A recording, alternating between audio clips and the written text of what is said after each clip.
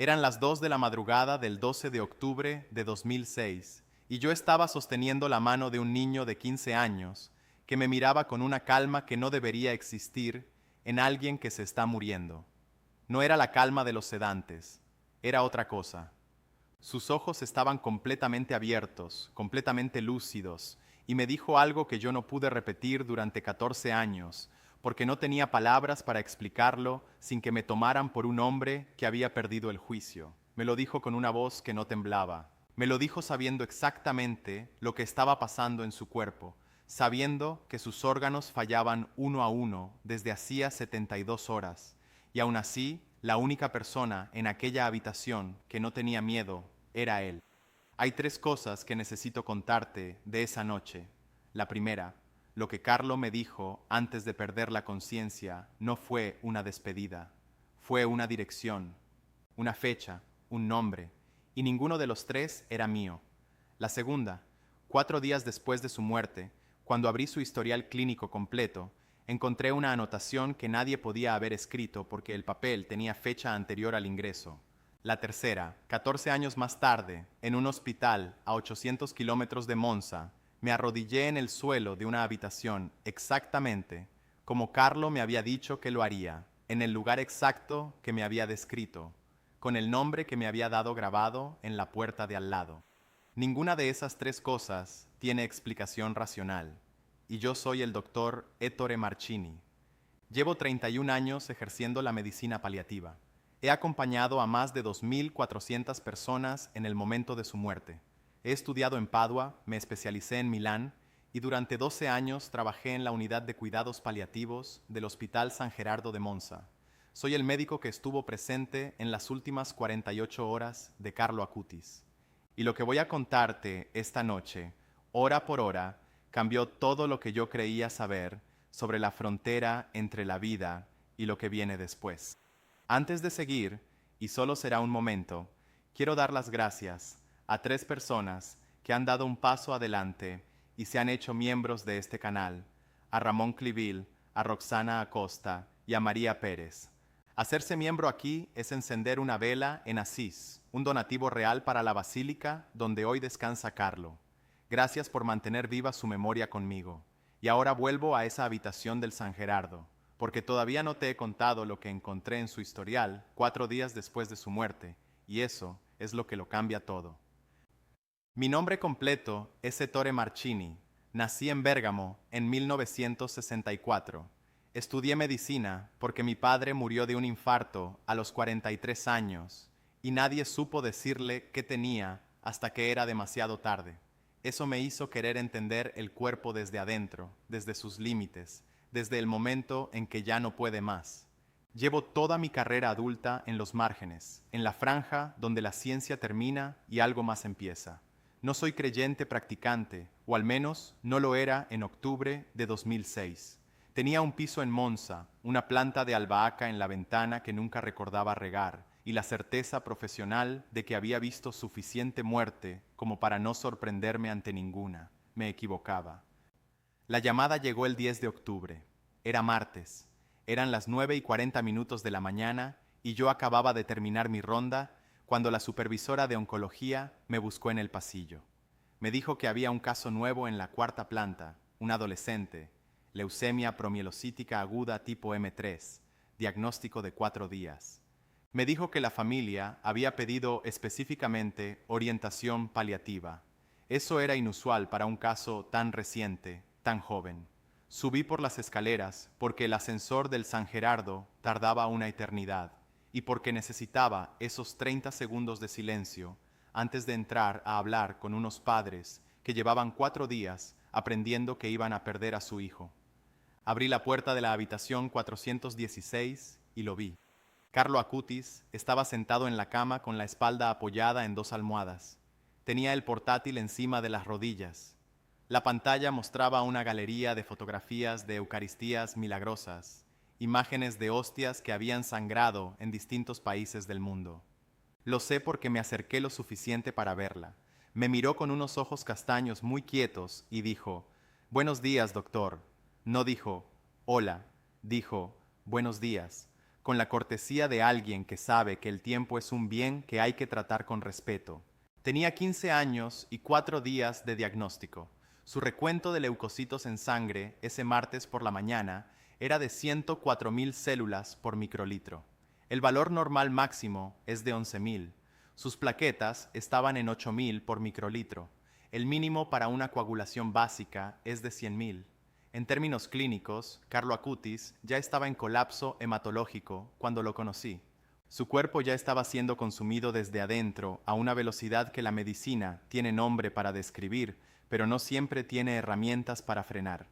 Y sin embargo, él tenía el portátil encima de las rodillas y había dicho, «Buenos días».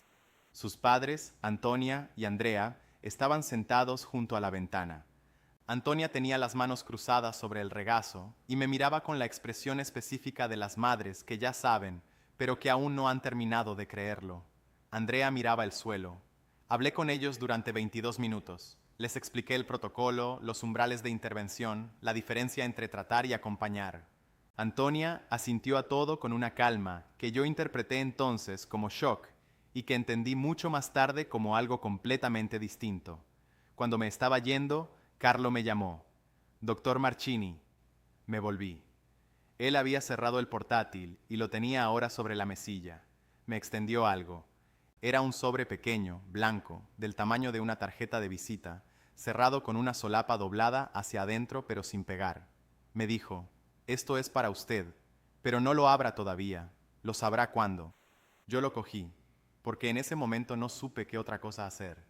Era un sobre que un niño de 15 años me daba en una habitación de hospital y lo recibí como se reciben las cosas que no encajan con ninguna categoría que tengas disponible, sin preguntar. Me lo metí en el bolsillo interior de la chaqueta, lo mantuve cerrado durante 14 años, y eso es lo que tiene que ver con todo lo demás que estoy a punto de contarte, porque ese sobre contenía información que Carlo no podía tener, y lo que estaba escrito dentro confirmó, con una precisión que me hace temblar cada vez que lo recuerdo, exactamente lo que vivió en sus últimas 48 horas. El miércoles 11 de octubre de 2006, Carlo Acutis llevaba exactamente 5 días en el Hospital San Gerardo de Monza. A las 7 de la mañana de ese día, sus constantes vitales mostraban lo siguiente: temperatura corporal 37,4 grados centígrados, presión arterial 90 sobre 55 milímetros de mercurio, frecuencia cardíaca 102 pulsaciones por minuto. Esas cifras dibujaban un cuadro inequívoco, el cuerpo de un adolescente en compensación activa, usando sus últimas reservas para mantener los órganos funcionando, el corazón acelerado intentando suplir con velocidad lo que ya no podía suplir con volumen. La presión baja porque había sangrado interno microscópico en múltiples sitios. Yo llegué a su habitación a las 7:40. Antonia ya estaba allí. Me dijo que Carlo había dormido pocas horas, pero que estaba tranquilo. Usó exactamente esa palabra, tranquilo. Me senté en la silla junto a su cama y observé durante unos minutos. No estaba tranquilo en el sentido farmacológico.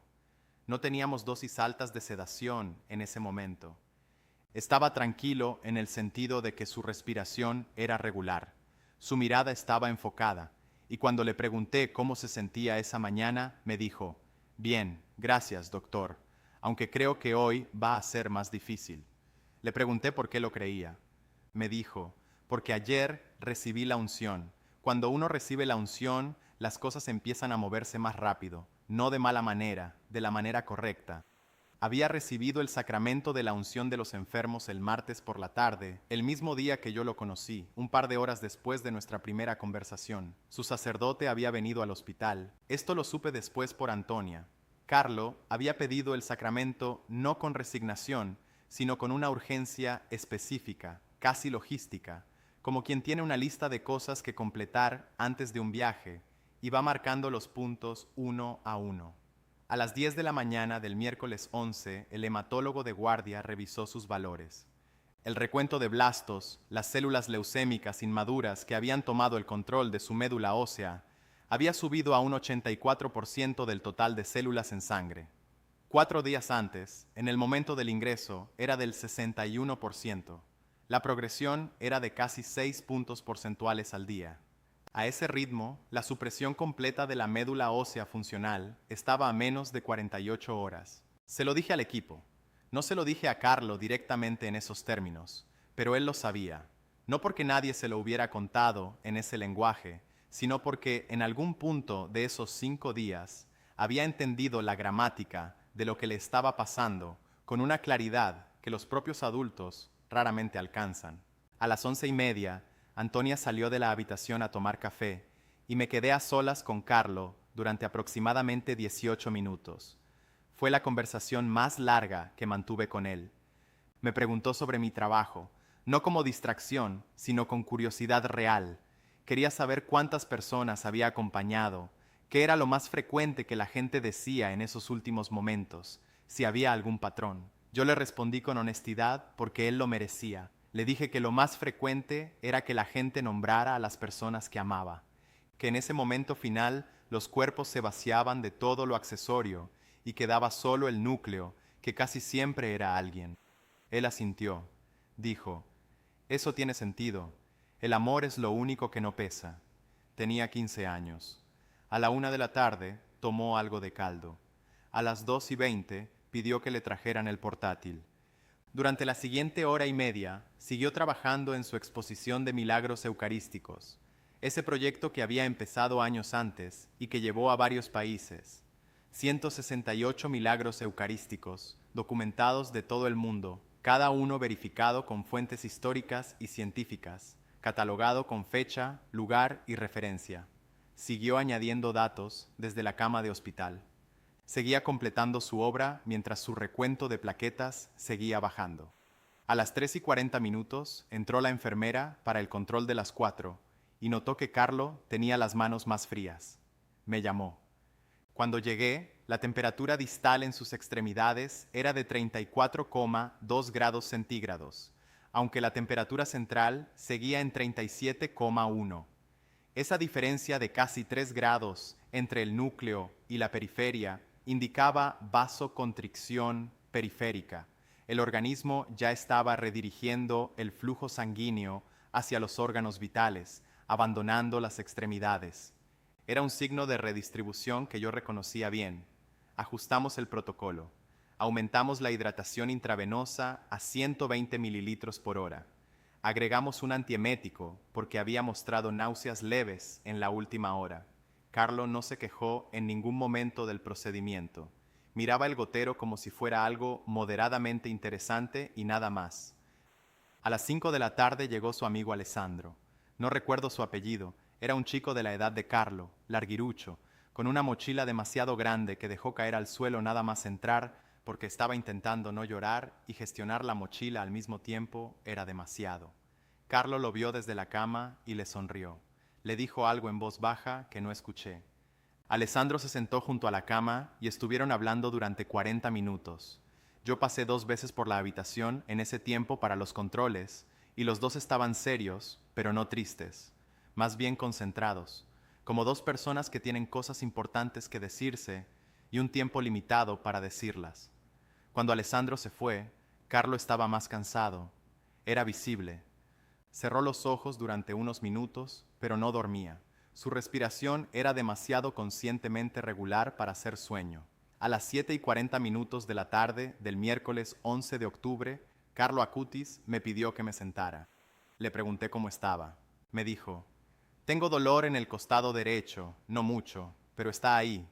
El dolor en el costado derecho podía significar infiltración hepática. Ordené una ecografía abdominal urgente que se realizó a las 8:20 de la tarde.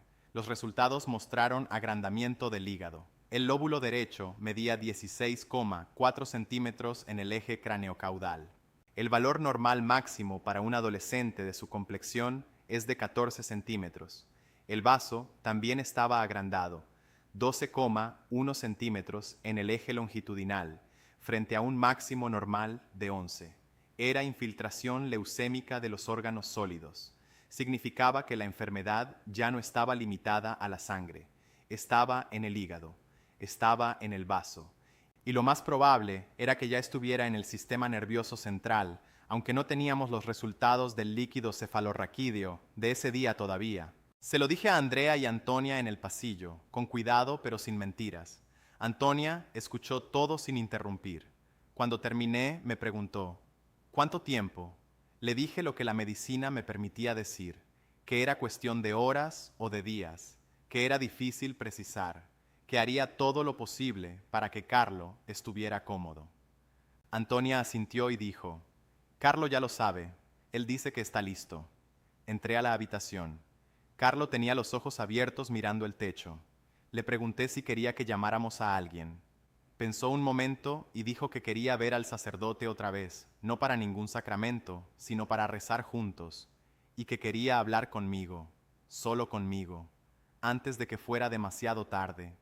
Le dije que estaba allí. Fue entonces cuando me dijo las tres cosas. No las voy a revelar todavía en el orden en que ocurrieron, porque no tendría sentido sin el contexto de lo que vino después. Pero te digo lo que ocurrió en ese momento desde el punto de vista clínico, porque es lo que me impidió descartarlo como una alucinación o como el delirio de alguien cuyo cerebro ya estaba bajo estrés hipóxico. Carlo estaba completamente orientado. Su escala de Glasgow era de 15/15. Su saturación de oxígeno era de 94%. No estaba delirando. Estaba pensando con una claridad que habría sido notable en cualquier adulto sano, y lo estaba haciendo con un cuerpo que se estaba apagando órgano a órgano. Me habló durante 12 minutos. Cuando terminó, yo no pude decir nada durante casi un minuto entero, porque lo que me había dicho no tenía ninguna explicación que yo pudiera encontrar en 31 años de medicina. Si lo que acabas de escuchar te ha estremecido, necesito decirte algo rápido antes de seguir.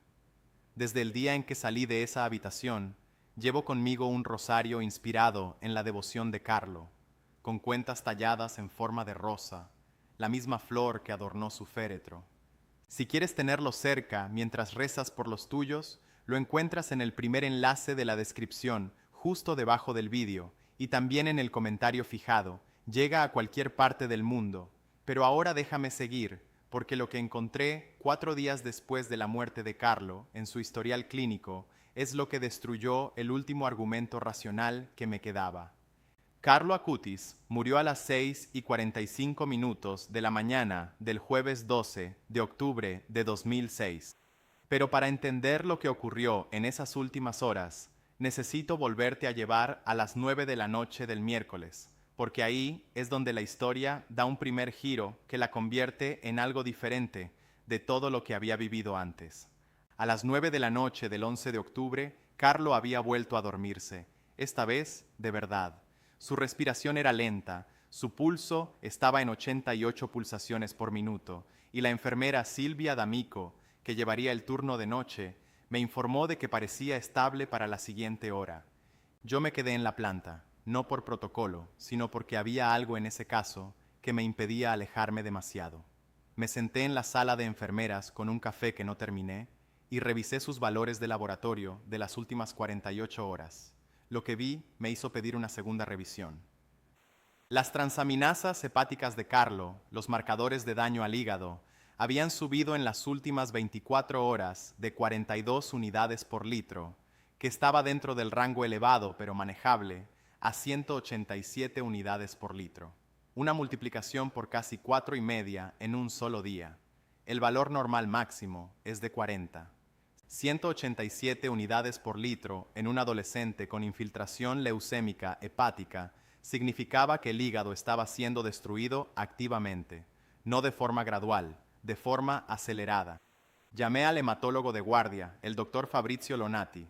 Le pedí que revisara los valores. Vino a los 16 minutos. Los estudió en silencio durante un tiempo que me pareció largo. Después me miró y dijo, la coagulación está comprometida. Si no revertimos esto en las próximas 4 horas, el riesgo de sangrado mayor es del orden del 65%. Le pregunté qué necesitábamos. Me dijo, plasma fresco congelado y vitamina K intravenosa, y rezar.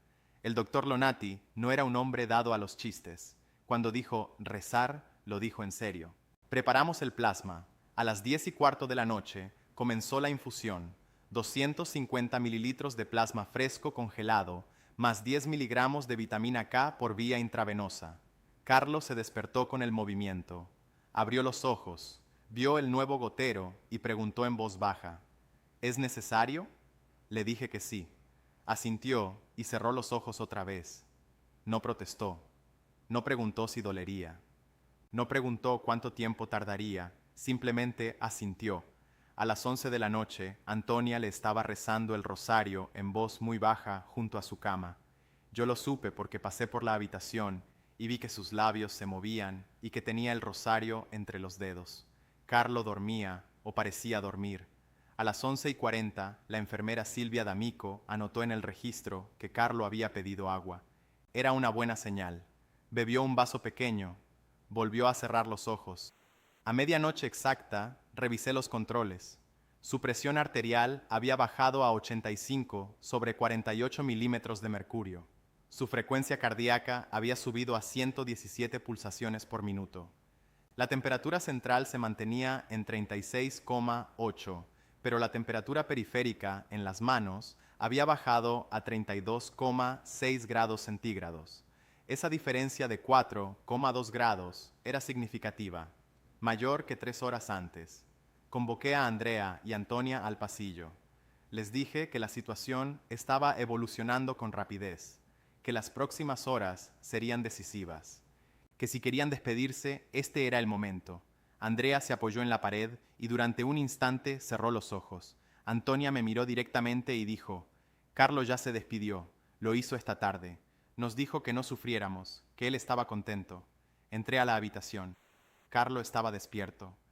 Sus ojos estaban abiertos en la oscuridad parcial, iluminados solo por la luz piloto del equipo de monitorización. Me vio y dijo, con una voz más débil, pero todavía completamente articulada: ¿Qué hora es? Le dije que era medianoche. Dijo: entonces todavía queda un poco. No le pregunté a qué se refería, porque en ese momento lo entendí. Él sabía que le quedaba un poco, y estaba usándolo. A la 1:20 de la mañana del 12 de octubre, Carlos sufrió el primer episodio de hipertensión intracraneal. Lo detectamos porque la enfermera Silvia llamó de urgencia al notar que su respiración había cambiado de ritmo. Había pasado de una cadencia regular a una respiración de Cheyne-Stokes, ese patrón que alterna periodos de hiperventilación con pausas de apnea. Es un signo neurológico grave, indica que el tronco encefálico está bajo presión. Le administramos manitol al 20%, 100 mililitros en bolo, para reducir la presión intracraneal, y dexametasona, 4 miligramos intravenosos, como antiinflamatorio de emergencia. A las 2 de la mañana, su respiración había recuperado parcialmente el ritmo, pero el daño ya estaba hecho. Carlo había dejado de responder a estímulos verbales simples. La escala de Glasgow había bajado de 15 a 9 en menos de 40 minutos. Estábamos en la fase final. A las 2:10 de la mañana, contra todo pronóstico y contra toda lógica clínica, Carlo abrió los ojos, no de forma refleja, no como una respuesta inespecífica al dolor o a la luz. Los abrió de forma orientada, buscó con la mirada, me encontró y habló. Y lo que dijo en ese momento fue lo más preciso de todo lo que me había dicho en los 2 días anteriores. Me dio un nombre, me dio una ciudad, me dio un año, y me dijo: cuando llegue allí, ya sabrá qué tiene que hacer. Y volvió a cerrar los ojos. Su escala de Glasgow volvió a bajar a 8, después a 7, no volvió a abrir los ojos ni a hablar. A las 3:45 de la mañana, Antonia tomó la mano de Carlo y empezó a rezar el rosario en voz audible. Andrea estaba de pie al otro lado de la cama, con la mano apoyada en el hombro de su hijo. Yo estaba en la puerta. Silvia estaba al lado del equipo de monitorización. La habitación 416 del Hospital San Gerardo de Monza en ese momento olía a flores, aunque no había flores. No sé cómo explicar eso. Lo he intentado muchas veces. El olor era real. Silvia también lo notó. No lo puso en el informe de enfermería porque no había casilla para eso, pero me lo dijo al día siguiente cuando le pregunté. A las 4:16 de la mañana, la frecuencia cardíaca de Carlo empezó a descender. De 94 pulsaciones por minuto bajó a 82, luego a 71, luego a 58. Era una bradicardia progresiva, el corazón cediendo su esfuerzo de compensación. La presión arterial era ya ilegible en el monitor, demasiado baja para que el sistema pudiera registrarla de forma fiable. A las 5 de la mañana exacta, su respiración se volvió muy lenta, 8 ciclos por minuto, luego 6. A las 5:42, 4 ciclos por minuto.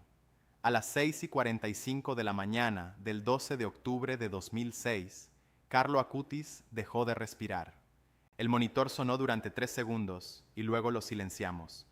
Declaré el fallecimiento a las 6:46. Tenía 15 años, 5 meses y 9 días. Antonia no lloró en ese momento.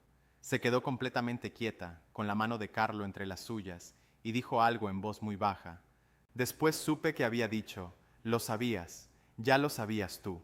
Lo que vino después es lo que no puede explicarse. 4 días después de la muerte de Carlo, el 16 de octubre de 2006, volví al hospital para cerrar la documentación del caso. Era un trámite burocrático. Revisé el historial completo, firmé los formularios, verifiqué que todo estuviera en orden, y cuando llegué a la sección de notas clínicas de ingreso, la que se rellena en las primeras 24 horas, encontré una anotación que no estaba escrita con la letra de ningún médico del equipo. La letra era pequeña, muy regular, completamente diferente a la caligrafía médica que yo reconocía. La anotación decía, en italiano: el paciente ha informado de que siente una gran paz.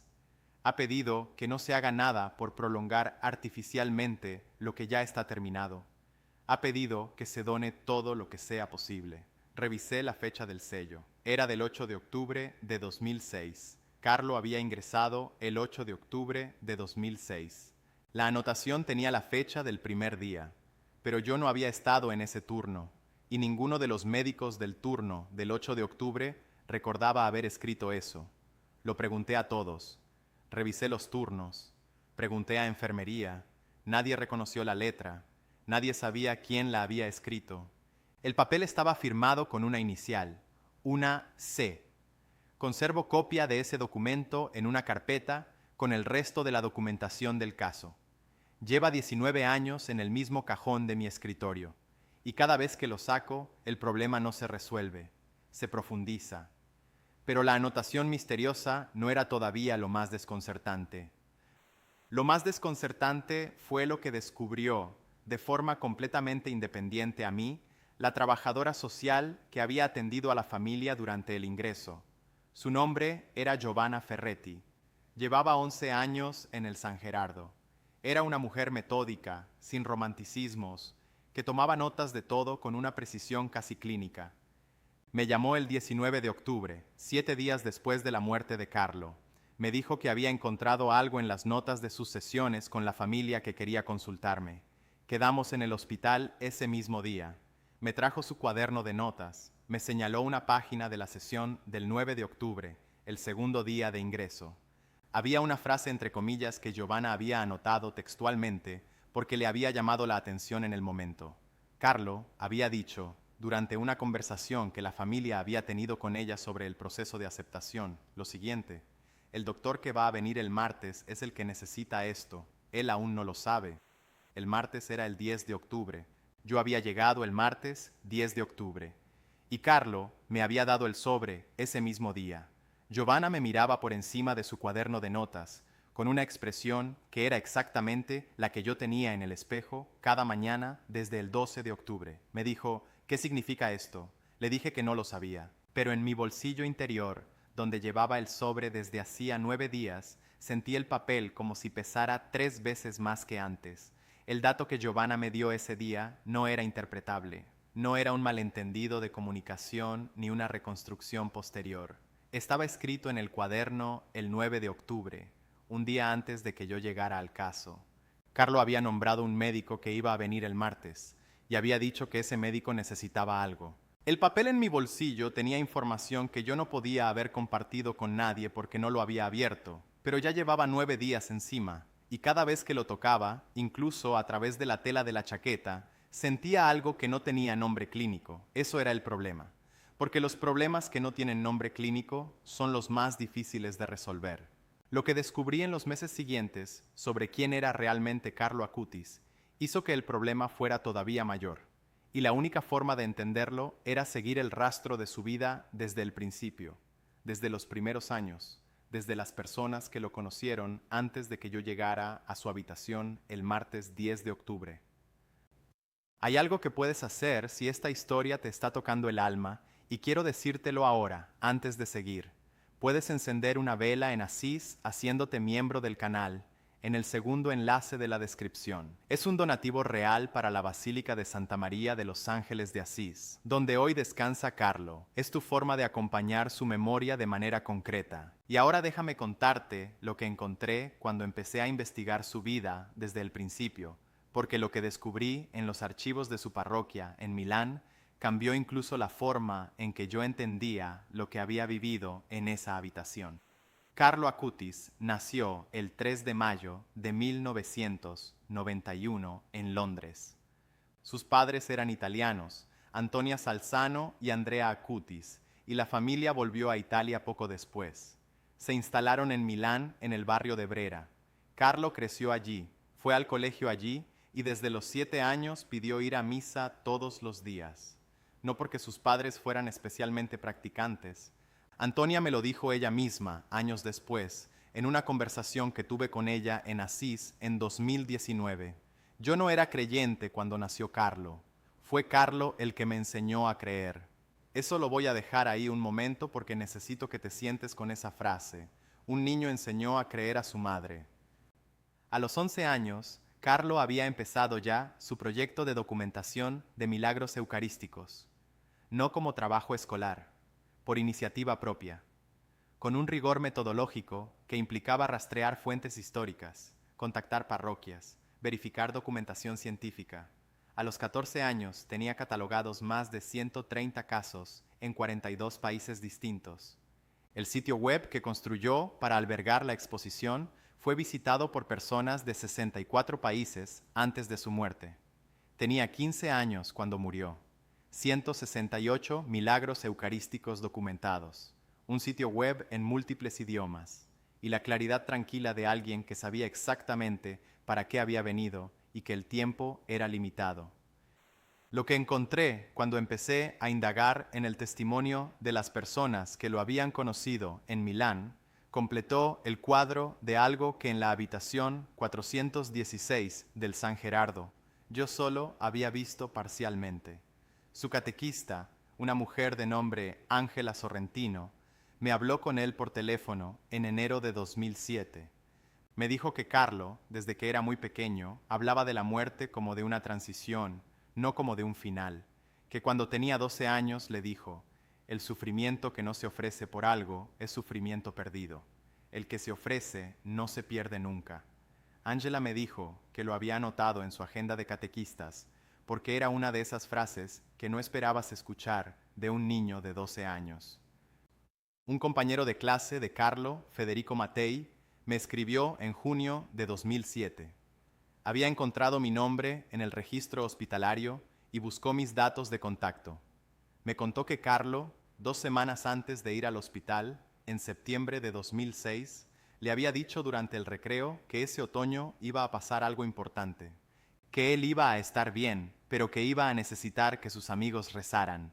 Federico me escribió textualmente: no supe qué decirle, me pareció raro, ahora entiendo que estaba avisando. 2 semanas antes del diagnóstico, el diagnóstico de leucemia promielocítica aguda tipo M3 llegó el 4 de octubre de 2006.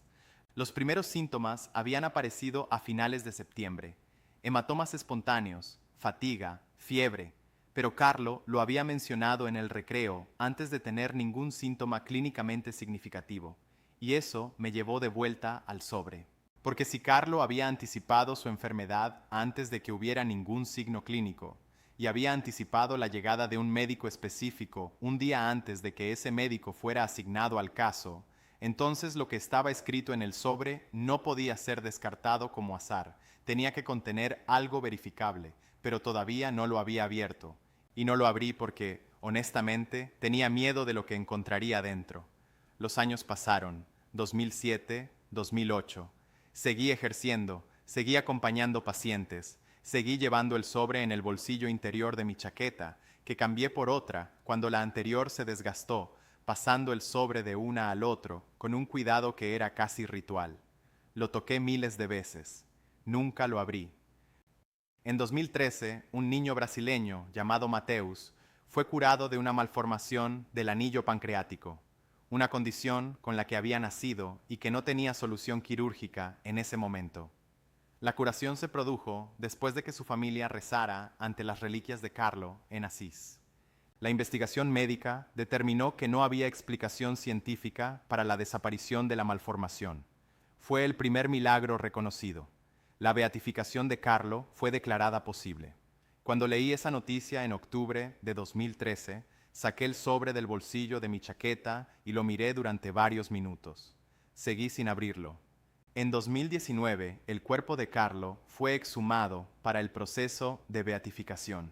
Estaba íntegro. 3 años no habían producido el proceso normal de descomposición esperado. Los médicos que realizaron el examen documentaron el estado del cuerpo con fotografías y actas notariales. Íntegro.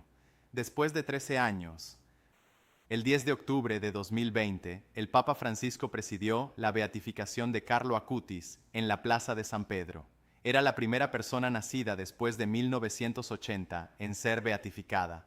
Yo vi la ceremonia por televisión, solo en mi apartamento de Bérgamo, a donde me había trasladado en 2016. Tenía el sobre en la mano, seguía sin abrirlo. Lo que me detuvo durante 14 años no fue falta de curiosidad, fue algo diferente. Carlo me había dicho, lo sabrá cuándo, y yo todavía no lo sabía. El cuándo no había llegado, no de la manera en que él lo había querido decir. Lo supe en febrero de 2020, antes de la beatificación, antes de la pandemia, aunque solo por unas semanas, porque en febrero de 2020 me diagnosticaron un cáncer de colon en estadio 2. La noticia llegó el 14 de febrero de 2020. ¿Qué fecha para una noticia así? El oncólogo que me atendió era un hombre de apellido Benassi, joven, muy preciso, de los que miran el informe mientras hablan como si necesitaran que los números los respalden en tiempo real. Me dijo, estadio 2, localizado, operado a tiempo, tiene una supervivencia a 5 años, del 86%, pero tiene que operarse. Le pregunté dónde se haría la intervención. Me dijo que dependería de la disponibilidad quirúrgica en las siguientes semanas, pero que el mejor equipo para ese tipo de cirugía en el norte de Italia estaba en Brescia, en el hospital de Brescia. Me quedé muy quieto, porque Carlo, en la madrugada del 12 de octubre de 2006, con una escala de Glasgow de 9 y un cuerpo que se estaba apagando, me había dicho un nombre, me había dicho una ciudad y me había dicho, cuando llegue allí ya sabrá qué tiene que hacer. La ciudad era Brescia. Tenía el sobre en el bolsillo interior de la chaqueta, como siempre. Me lo saqué, lo miré, y esta vez supe que era el cuándo. Pero no lo abrí en la consulta del doctor Benassi. Lo guardé de nuevo. Esperé a llegar a mi coche, aparqué en el primer sitio disponible, y solo entonces rompí el sello de la solapa doblada que Carlo había cerrado en octubre de 2006. Dentro había una sola hoja de papel doblada en 4. La letra era la misma que yo había reconocido en la anotación misteriosa del historial clínico, pequeña, muy regular, completamente reconocible. En la hoja había 3 líneas escritas. Primera línea, una dirección en Brescia. Segunda línea, el nombre de una capilla. Tercera línea, una fecha, febrero de 2020. Y debajo, en letras algo más grandes que el resto, 2 palabras. 2 palabras que no voy a repetir en voz alta porque son demasiado personales, pero que eran exactamente lo que yo necesitaba leer en ese momento. Exactamente. Como si alguien hubiera sabido, en octubre de 2006, qué estaría sintiendo yo en febrero de 2020 cuando me dijeron que tenía cáncer. Como si ese alguien hubiera sabido. Tardé en leer la hoja. La leí varias veces. Después la doblé y la metí en el sobre. Y después apoyé la frente en el volante del coche y me quedé así durante un tiempo que no sé cuantificar. No lloraba. No exactamente. Era otra cosa. Era la sensación de que alguien había estado esperando por mí durante 14 años y que yo finalmente había llegado. La cirugía se realizó el 3 de marzo de 2020, en el hospital de Brescia, en la misma semana en que Italia declaraba el estado de emergencia por la pandemia. Fui uno de los últimos pacientes operados antes de que los quirófanos fueran reconvertidos para los cuidados intensivos de COVID. El tumor fue extirpado completamente, márgenes limpios, sin ganglios afectados. El oncólogo que revisó el postoperatorio me dijo que la extirpación había sido perfecta, sin complicaciones. Pedí el alta lo antes posible. Necesitaba ir a un sitio. El 4 de marzo de 2020 fui a la dirección que estaba en el papel de Carlo. Era una capilla pequeña, anexa a una parroquia en el barrio sur de Brescia. Entré. Había poca luz. Había un altar con una imagen de la Virgen de Loreto, y en la pared lateral una placa con los nombres de los difuntos de la parroquia que habían muerto durante la Segunda Guerra Mundial. Me puse de rodillas, no porque nadie me lo pidiera, no porque hubiera nadie mirando. Me puse de rodillas porque era lo único que podía hacer, porque Carlo me lo había dicho 14 años antes. Cuando llegue allí, ya sabrá qué tiene que hacer. Y yo lo supe. Recé durante 45 minutos en esa capilla, solo, con el sobre de Carlo entre las manos, con la certeza, por primera vez en 31 años de medicina, de que hay algo en el universo que es más grande que lo que yo puedo medir, más grande que cualquier instrumento que yo pueda calibrar, más grande que mis 104.000 leucocitos y mis tablas de Göttingen y mis protocolos de coagulación. Sé exactamente lo que estás sintiendo ahora, porque yo lo sentí arrodillado en esa capilla de Brescia, y si quieres tener a Carlo contigo cada día, sostener algo entre las manos cuando reces por los tuyos, ese rosario está en el primer enlace de la descripción, debajo del vídeo, y también en el enlace de la biografía del canal. Cuentas en forma de rosa, para rezar con calma, para regalar a una madre, a una hija o para ti. Llega a cualquier parte del mundo. Y antes de despedirme, quiero contarte dónde estoy hoy y lo que pasó en septiembre de 2025, porque es lo último que Carlo me dejó y lo más difícil de describir con palabras. Después de Brescia, todo cambió de velocidad. No dramáticamente, no de un día para otro, pero de forma irreversible, como cuando el eje de una cosa se desplaza unos grados y ya nada puede volver exactamente a donde estaba. Me recuperé de la cirugía en 6 semanas. En ese tiempo, Italia estaba en el pico de la primera ola de la pandemia. Bérgamo, mi ciudad, fue el epicentro de algo que ninguno de los que vivíamos allí vamos a olvidar. Los camiones militares sacando los ataúdes porque los crematorios no daban abasto. Yo estaba en casa, con la incisión abdominal todavía fresca, mirando por la ventana un silencio que no era paz, sino suspensión. Escribí durante ese tiempo. Escribí todo lo que recordaba de Carlo, hora por hora, con la misma precisión con que hubiera escrito un informe clínico. Las constantes vitales, las dosis, los tiempos, las palabras exactas. Usé las notas que había guardado durante 14 años, fragmentos de mi cuaderno de planta, la copia del historial que había conservado. Escribí 63 páginas en 4 semanas. Cuando las restricciones empezaron a levantarse en el verano de 2020, busqué el contacto de Antonia Salzano. No fue fácil. La familia mantenía una discreción necesaria en ese periodo de beatificación, pero a través de la diócesis de Asís conseguí que llegara una carta. En octubre de 2020, pocos días antes de la beatificación, recibí una llamada de Antonia.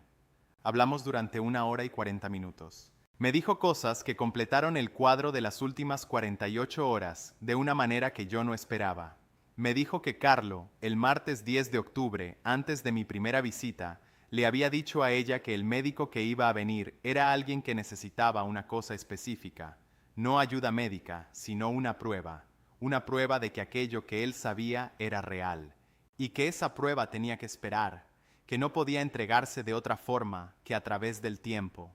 Me dijo también algo sobre las últimas horas que yo no había sabido, que a las 3:40 de la mañana del 12 de octubre, en los momentos en que Antonia le rezaba el rosario con Carlo, ya inconsciente, él había apretado su mano, una vez, con fuerza, y luego se había relajado completamente. Me dijo que ese apretón duró exactamente 2 segundos. Ella lo midió instintivamente porque necesitaba aferrarse a ese detalle con precisión. 2 segundos, a las 3:40 de la mañana. Yo revisé mis notas de esa noche. A las 3:45 de la mañana, yo había anotado un cambio en la monitorización cardíaca de Carlo. 5 pulsaciones por minuto más lentas que 5 minutos antes. Habían empezado en el instante en que Antonia sintió ese apretón, el cuerpo respondiendo a algo que la ciencia no puede capturar, pero que aparece en los datos si sabes dónde mirar. Aparece en los datos. Eso es lo que nadie dice, pero lo que yo sé después de 31 años. No es que los milagros no dejen huella, es que la huella está en los datos y nadie sabe leerla porque nadie está buscando lo correcto. Asistí a la beatificación de Carlo el 10 de octubre de 2020 por videoconferencia, desde mi piso de Bérgamo. La misa fue presidida por el Papa Francisco. Cuando el retrato de Carlo fue descubierto en la fachada de la Basílica de San Pedro, yo cerré los ojos un momento. Pensé en la habitación 416. Pensé en el olor a flores que no había flores. Pensé en sus ojos abiertos a las 2 de la madrugada. En 2022, Valeria Valverde, una joven costarricense, se recuperó de un traumatismo cráneoencefálico severo después de que su familia rezara a Carlo. La recuperación fue calificada por los médicos tratantes como inexplicable desde el punto de vista de la neurología. Era el segundo milagro reconocido. La canonización se hizo posible. El 7 de septiembre de 2025, Carlo Acutis fue canonizado en Roma. El Papa León XIV presidió la ceremonia durante el año jubilar.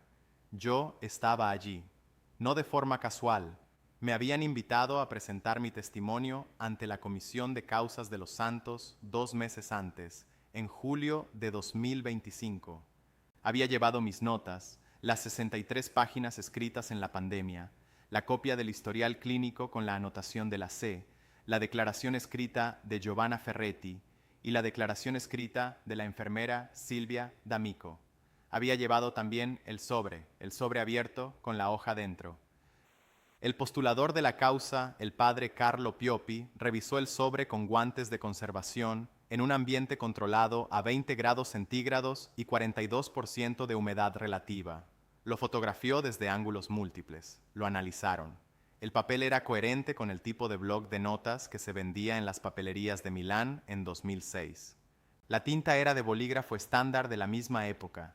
No había forma de determinar si el papel había sido escrito en 2006 o en cualquier otro momento, pero tampoco había forma de refutarlo.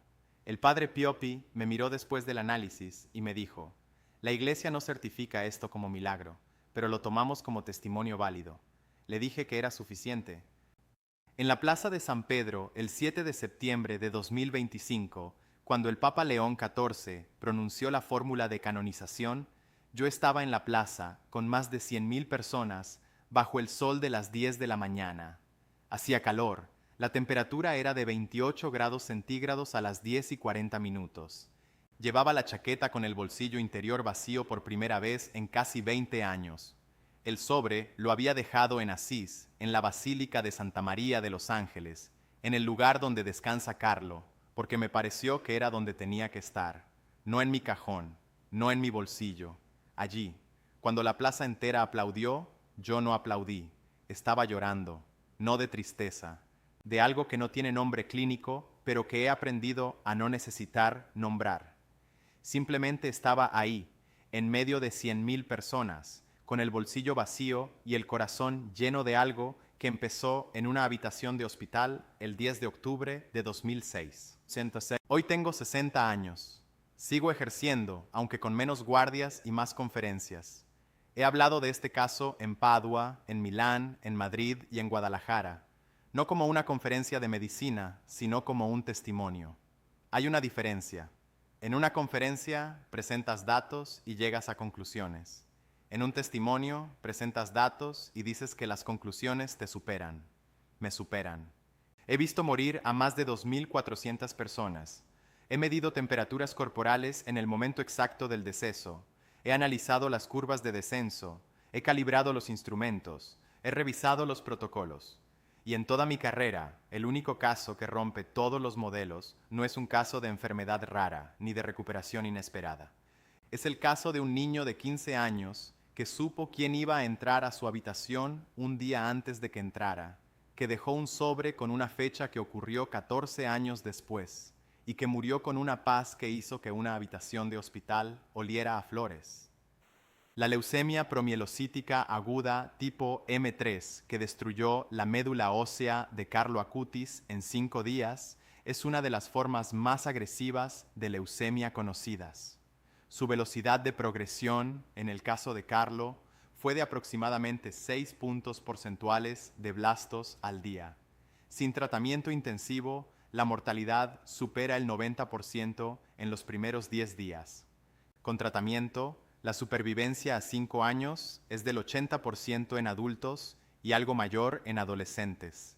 Carlo recibió tratamiento. No fue suficiente.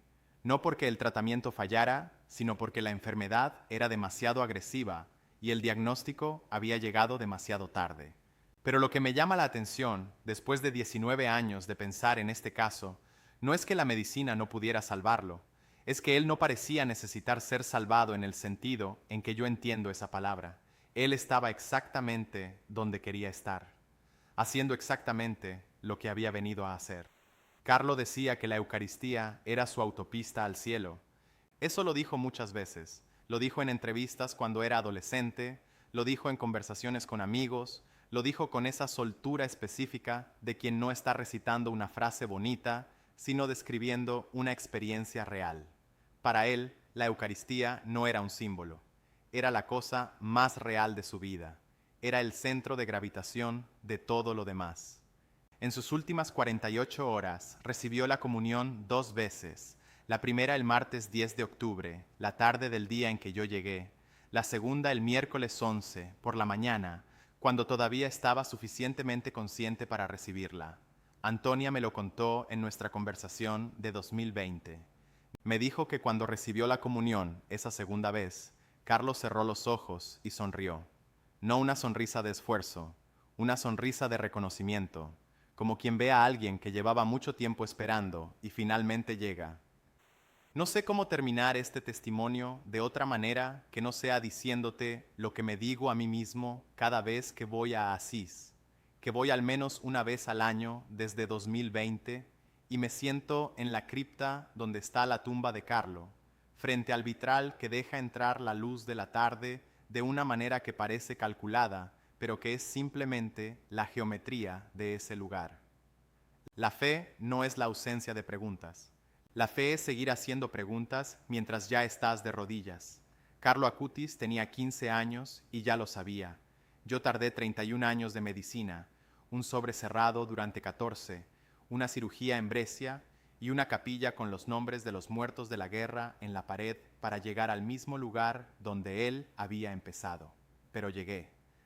Y si este testimonio te ha llegado de una forma que no esperabas, quiero pedirte una sola cosa.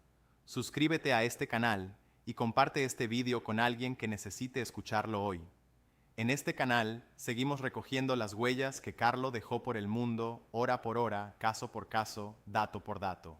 Si quieres llevarte algo concreto de esta historia, el rosario inspirado en su devoción está en el primer enlace de la descripción y también lo ves en el banner del canal. Y si quieres encender una vela en Asís y sostener la basílica donde descansa Carlo, hazte miembro en el segundo enlace de la descripción. Es un donativo real para ese lugar real donde reposa un hombre que supo, a los 15 años, cosas que yo tardé una vida entera en comprender. Reza, comparte, mantén viva su memoria. Carlo decía que la Eucaristía era su autopista al cielo. Las huellas del cielo están en todas partes, solo hay que saber mirar.